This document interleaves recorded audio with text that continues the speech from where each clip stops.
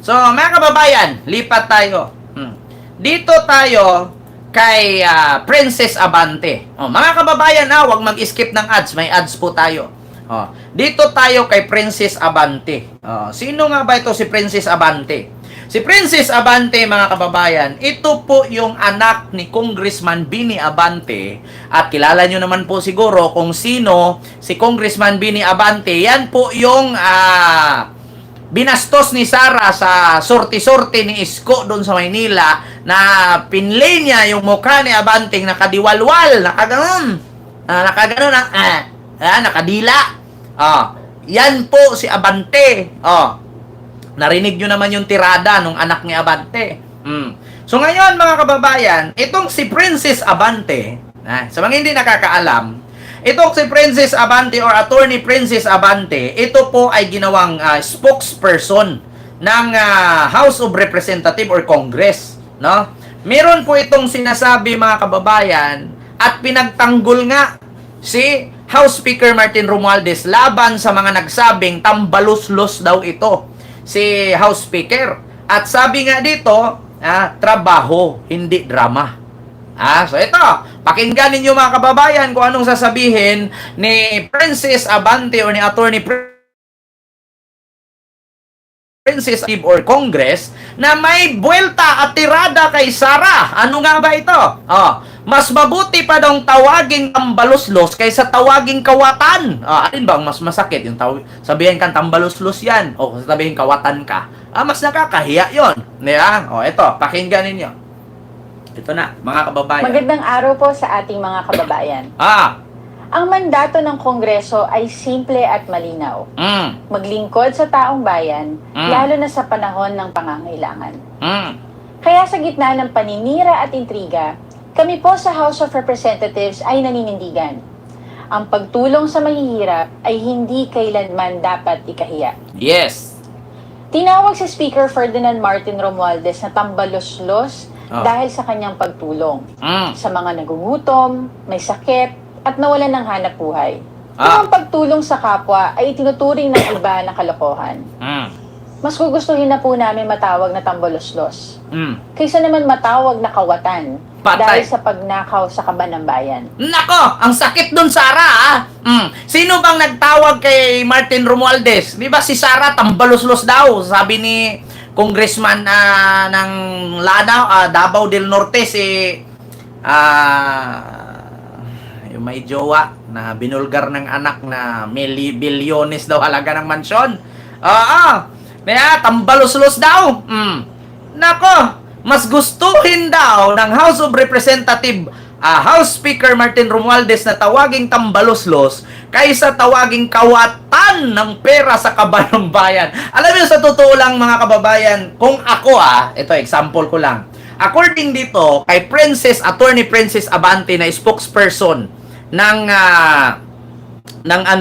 House of Representative, ganito yan ganito. Halimbawa ako, anak ako ni Sara. Ngayon, kapag meron akong kaklase, anak ni Martin Romualdez.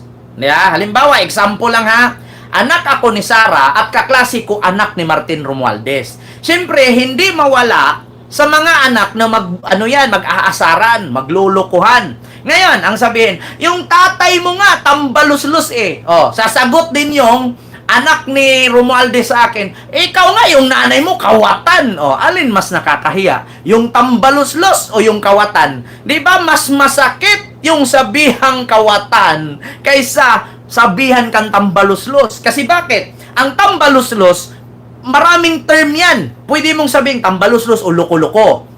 Tambaluslos o basagulero. Tambaluslos o tanga o lutang o baliw. Pero mas masakit lumaki at sabihin ng kaklase niya, yung mama mo nga nagnakaw ng confidential fund, hindi nga sinasabi. Di ba nakakahiya? Di ba? Di ba mga kababayan? Di ba nakakahiya po? Kung sa akin kung sa akin lang mangyari, nakakahiya po. Bakit? Masakit po bilang ako yung anak, example lang. Kung ako yung anak or ako yung asawa, ako yung kapatid o pamangkin, masakit po sa side ko na sabihin sa akin, yung tiyahin mo nga kawatan eh. Oh, 'di ba? Ang sakit nun, mga kababayan. Di bali ng tawaging durobo, di bali ng tawaging tambaluslos, di ba, balbahutog, animal, pistingyawa, wag lang tawaging kawatan. Kaya ang sakit niyan, mga kababayan. Kahit mamatay ka man sa mundong ibabaw, kapag narinig ng iyong kaapu-apuhan yan, masakit. Masakit po talaga. Di ba? Masakit yan. Kung ako lang ang tatanungin, savage. Yan yung tinatawag na born to be a lawyer, forced to be a savage spokesperson, Attorney Princess Abante.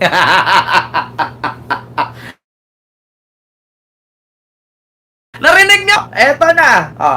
Tinuturing ng iba na kalokohan. Mas gugustuhin na po namin matawag na tamboloslos. Kaysa naman matawag na kawatan dahil sa pagnakaw sa kaban ng bayan. No, di ba? Ang ayudang ipinagkakaloob sa mahihirap na Pilipino ay may malinaw na proseso, may resibo, at may diretsyong patutunguhan. Hindi ito itinatago, hindi nililihim, at lalong hindi nililipat sa personal na bank account. Hala! Ang ayuda? Ang ayuda, binibigay sa tao. Hindi tinatago, hindi nililihim, at hindi inilipat sa personal na account. Hindi So, sino nga ba? Sino nga ba ito, mga kababayan? Kasi inisyu nila itong ayu-ayuda eh. Hindi nililihim at lalong hindi nililipat sa personal na bank account. Ang ayuda, nakakarating sa tao, hindi sa bulsa ng ilan. Ang tanong na marami, bakit nagagawa ito ngayon pero hindi nagawa noon? Dahil may leader tayong inuuna ang kapakanan ng mahihirap kaysa sa kapritsyo ng politiko. Dahil may speaker tayong tapat, maingat sa pondo, at malinaw ang direksyon. Hindi nagpapakitang gilas, kundi nagpaparamdam ng tunay na serbisyo. May nag-comment, mga kababayan, si James Iloilo. Ikaw, vlogger ka lang, utak mo one-sided. Kami mga viewers lahat, pinapanood namin kalaban man o hindi.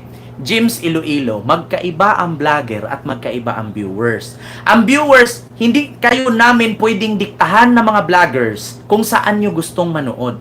Pero kaming vloggers, hindi kami po pwede na mag-cover up sa kabila at mag-cover up sa kabila kasi ang matawag sa amin yan, balimbing. Diba? Much better na panindigan mo kung saan ka nakaside. Huwag kang, hindi ako si Attorney Libayan na. Real talk lang, James Iloilo. Huwag mong i-compare ang viewers at ang vlogger. Kasi kung viewers ka, nasa iyo kung saan ka manood. Mapa-DDS ka man o mapa-BBM vloggers. Pero kami mga vloggers, hindi po pwedeng mag-stick to dalawang bangka kami. Balingbing ang tawag dyan. Hindi ako si Attorney Libayan. Tandaan mo yan. Hindi ito pa.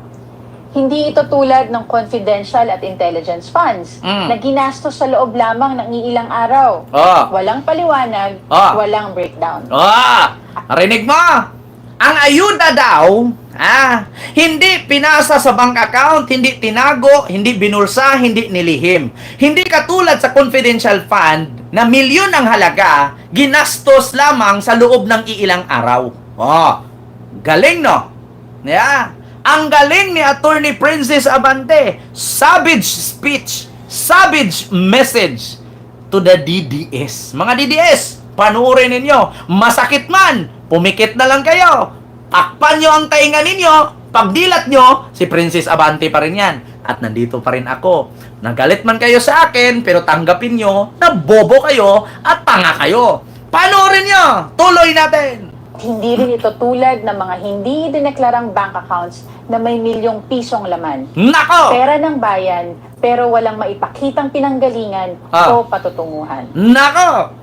Habang ang iba ay abala sa pag-iikot sa abroad, sa media appearances, at tilang maagang kampanya, si Speaker Romualdez at ang Kamara ay patuloy na nagtatrabaho. Ah. Naghahain ng batas, Ah. nagbabantay ng pondo, Ah. at nagdadala ng serbisyo sa mga nangangailangan. O, di ba? Totoo naman. Habang si Sara nag-iikot sa iba't ibang bansa, habang si Pulong nag-turn around the world sa loob ng 15 days. Yeah? Si Martin Romualdez, binantayan ang pera ng bayan, nagbigay ng tulong sa mga kababayan, at gumawa ng batas. Ang tanong, si Sara ba may nagawang batas? Si Pulong ba may nagawang batas? Nga! Ang galing ni Attorney Princess Abante. Savage speech. Yeah? Savage message. Tuloy! Malinaw po, wala sa kilos, pananalita, o gawain ni Speaker Romualdez ang pagtakbo sa 2028. Yes! Hindi siya nagpapakita sa media para magpasikat. Ah. Wala siyang press con para magpabango. Hindi rin siya gumagamit ng TikTok or vlogs para magpa-cute. Yes! Ang inuuna niya, serbisyo, hindi sariling interes. At higit sa lahat, si Speaker ay kilala sa paggawa ng mga desisyong mahirap at hindi palaging popular. Yes! Ganyan ba ang may plano sa 2028? Oh! Dahil kung ang iniisip mo ay eleksyon, hindi mo gugustuhin masaktan ng iba para lang magpatupad ng tama. At Yes. ito po ang tanong. Di ba kayo nagtataka kung bakit pilit nilang pinupunterya ang isang taong sinasabi nila hindi naman lumalabas sa survey bilang kandidato sa 2028? Baka naman ginagamit lang nila si Speaker para mambastos, para magpatawa, o para magpakitang tao sa publiko. Kung may checklist ng pagiging presidentiable, mukhang may ilan pong gustong makaperpekto. Pero si Speaker, wala sa checklist. Nasa trabaho. Mahalaga ang respeto sa kapwa lingkod bayan. Pero mas mahalaga ang pagrespeto sa katotohanan. Tama! At sa pera ng taong bayan. Yes! Mabigat po ang mga personal na banat. Yes! Pero mas mabigat ang mga isyong kinakaharap natin ngayon. Katiwalian, kapabayaan, at maling paggamit ng pondo. Tama! Kaya sa mga patuloy na naninira, habang abala kayo sa pagpapatawa at pagpapalusot, kami po ay abala sa trabaho. Tahimik man kami, hindi kami bulag. At hindi kami pipikit sa harap ng katiwalian. Ang sagot po namin, trabaho, hindi drama. Maraming salamat po. Narinig ninyo? Maiksi lang naman ang message ito na umabot ng 4 minutes, pero masakit, mabigat. Alam nyo, sa totoo lang mga kababayan, masakit talaga kapag totoo. Yan ang lagi ninyong tatandaan, mga kababayan. Pera natin pinaghirapan. Tayong mga Pilipino, mamamatay tayong worker. Mag-edad tayo ng 60 to 65 bago natin makuha yung ating pensyon. Sa mga hinuhulog natin na mga tax sa pangbuwanan nating trabaho. Tapos ilulustay lang sa loob ng 11 days. Tapos gumawa ka ng pangalan, Maki Mingo, Dodong Barok, Dodong Bunal, Fiona, Realme 8, Sander Ford, Mayre Crispiatos, kung ano-ano pa. Nasaan ang hustisya? Sir Joel CG at saka sa si Ra Force, si Risa Force, maraming salamat po sa inyong lahat. So yun lamang mga kababayan. Masakit man, pero totoo.